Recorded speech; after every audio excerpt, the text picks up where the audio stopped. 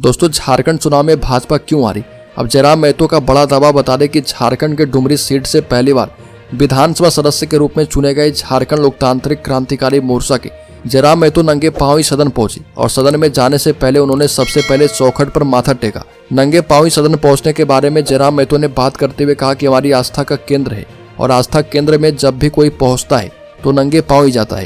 ये भी कहा कि सदन में हमारा अंदाज वही रहेगा जिस अंदाज के लिए हम जाने जाते हैं।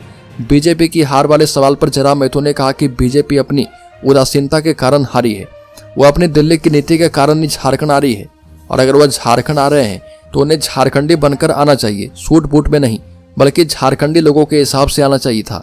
और बीजेपी को यहाँ पर अपनी नीति के कारण ही हार का सामना करना पड़ा है। उनकी अब आगे की रणनीति क्या रहेगी, इस पर जयराम महतो ने कहा कि या तो उनका व्यवहार तय करेगा। हेमंत सोरेन सरकार में है, जिन विषयों को हम उठाएंगे, जिन विषयों को हम रखेंगे, अगर उस दिशा में काम होगा उसमें कोई व्यवधान हम उत्पन्न नहीं करेंगे और इस बारे में सोचा जाएगा, नहीं तो भविष्य के गर्भ में बहुत कुछ होता है।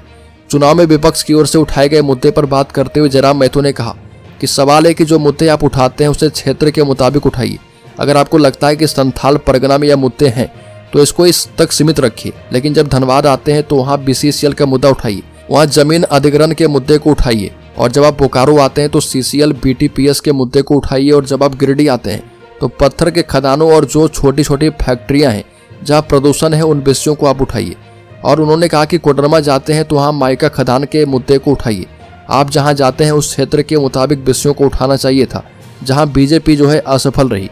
योगी की रैलियों से बीजेपी को हुए नुकसान पर उन्होंने कहा कि हमने योगी की एक भी रैली को नहीं देखा, हमारे पास समय नहीं था, हमने केवल अपने कार्यक्रम पर फोकस किया और झारखंड में कौन आता था मुझे कुछ भी मालूम नहीं था।